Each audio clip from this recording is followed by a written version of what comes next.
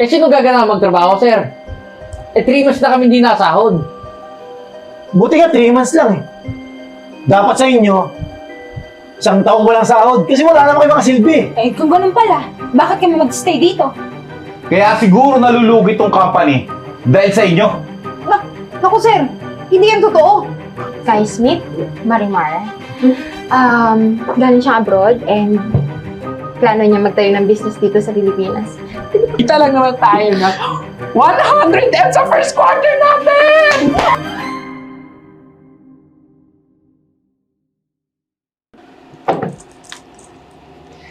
Wala. Yun, nakakatamad na to eh. Bahala yan. Kaya nga eh. Sino gagana magtrabaho? Eh, 3 months na tayo hindi pinapasahod. Alam niyo, hindi na ito makatao itong ginagawa ni Sir. Hindi ba niya iniisip may pamilya din tayo? Ewan ko, bakit kasi pinasok niya dito yung anak niya? Tapos puro pangako, puro dahilan kung bakit di tayo nakakasama. For sure, kinukuha niya lang yung sahod natin. Mabuti pa, mag-resign na lang tayo. Alam mo, tama yan. Hindi nagsisayang tayo ng oras dito. Teka, ano to? Ha? Oras ng trabaho, chismisan? Ano to? Eh, sino gagana magtrabaho, sir? Eh, 3 months na kami hindi nasahod. Buti nga 3 months lang eh. Dapat sa inyo, 1 taong walang sahod kasi wala naman kayo mga silbi. Eh, kung ganun pala, bakit kami mag-stay dito? Kaya nga, Oo, kaya nga. pwede kayong umalis. Oh, sige, magre-resign talaga kami. Pero bago yun, sasabihin namin sa tatay mo, pinagagawa mo. Pwede magsabi kayo. Pero ito, tandaan nyo. Hindi kayo kakulangan dito sa opisina.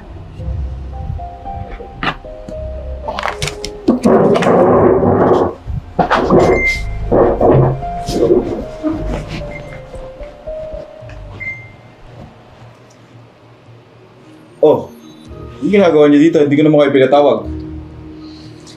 Sir, naglakas lang loob lang kaming tatlo para sabihin sa'yo yung totoong nangyayari. Sir, hindi na namin kaya to. 3 buwan na kami hindi sumasahod. Ano? Hindi lang po namin sinabi sa'yo kasi malaki po yung respeto namin. Kaya nga, sir. Tinatamad na nga kami magtrabaho dahil di kami pinapasahod eh. Eh, sino ba naman sisipagin, sir? Napapagod kami tapos wala naman kami napapakinabangan dito sa company mo. Ito lang, naguguluhan ako eh. Maayos naman na binibigay ko yung sahod niyo every month ah. Sir, sa totoo niyan, kaya wala kami natatanggap Teka lang, sa... Ang lalakas ng loob nyo, ha? Nagsumbong pa talaga kay Dad? Ha? Sa tingin niyo, paniniwala kayo ng daddy ko? Ha? Dad? Yung 3 yan, ang dahilan kung bakit nalulugi yung kumpanya. Ha? Diba? Hindi totoo yan! Sir, hindi totoo yan. Yung anak niyo po yung dahilan kung bakit hindi kami nakakasahod.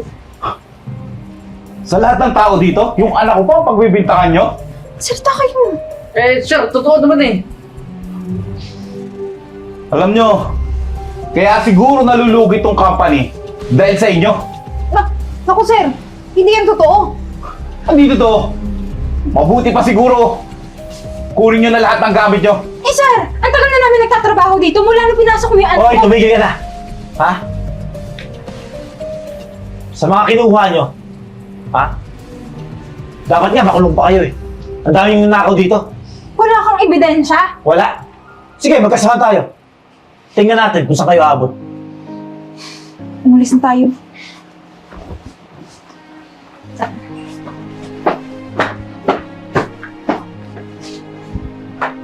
Virgo, ba't mo kami pinatawag? Ano yung ibabalita mo?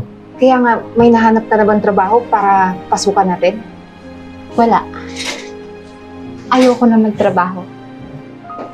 Dapat kayo din. Di ba kayo nadala doon sa last natin pinasukan?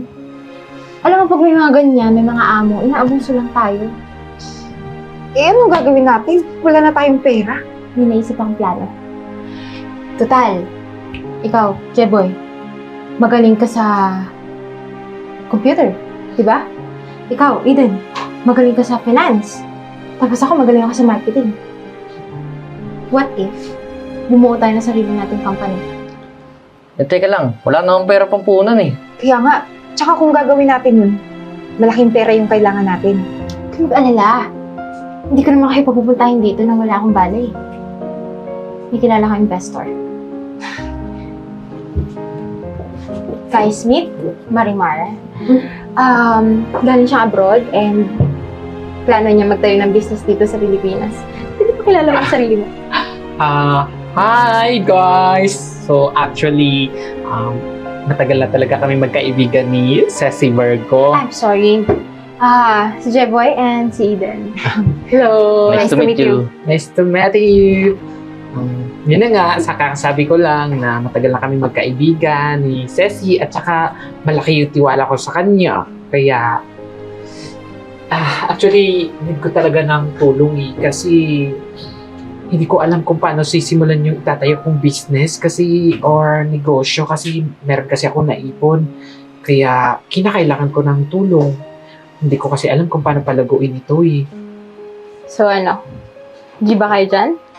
Siyempre naman, tatanggihan pa ba namin yan? Ay! Huwag kang mag-alala, Marimar. Magaling itong mga ito pagdating sa trabaho. Ay, bongga. Alam ko rin yun, Ceci, kasi hindi ka naman magkakaroon ng mga kaibigan na hindi mapagkakatiwalaan, di ba? You know me. Tsaka di naman sisirain yung tiwala mo kay Virgo, di ba? Ay, At sisikapin namin na magtagumpay kami. Pati ikaw. So ano? G? G! so, paano? Libre ko na kayo. Order na kayo kung anong gusto niyo, Ceci. Naku, Ceci, kailangan talaga wala na akong sahod eh. Waiter! Later.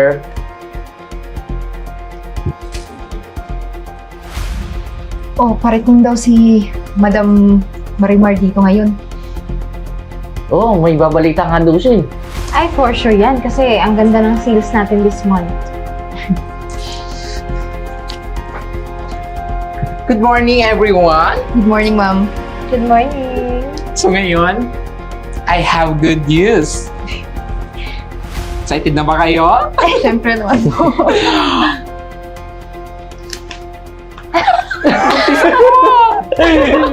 Hindi, just lang. Siyempre, may good news ako sa inyo dahil kumita lang naman tayo ng 100M sa first quarter natin! I knew it! Sabi ko sa inyo, maganda yung sales natin this month. Naku, buti na lang talaga, Marimar, nag-risk kami para sa business na to.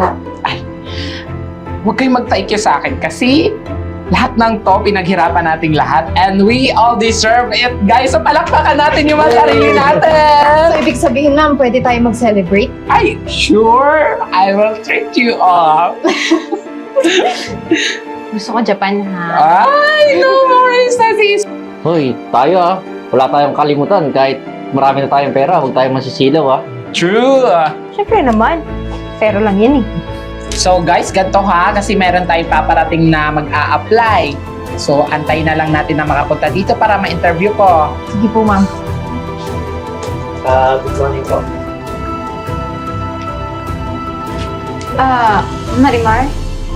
Siya ba yung sinasabi mo na interviewin mo? Yes. Hello, Mr. Charles? Eh, ano nga pala nangyari sa'yo? Asan yung mga mamahalin mong damit?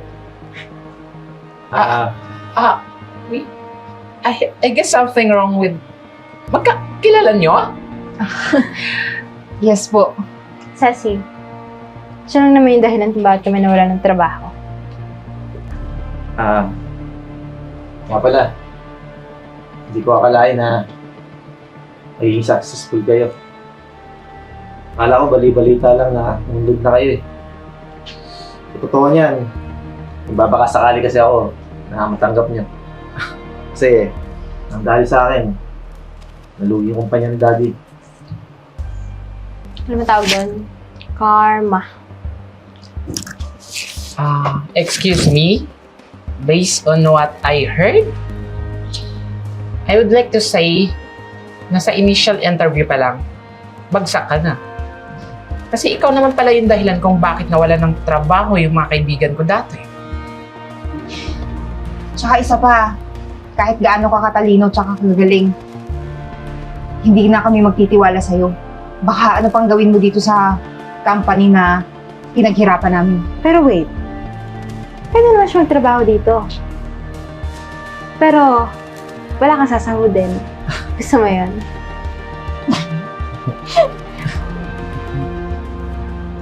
Mr. Charles Wright, I'm so sorry, but we have our decision now. Hindi ka namin tatanggapin, so you may go.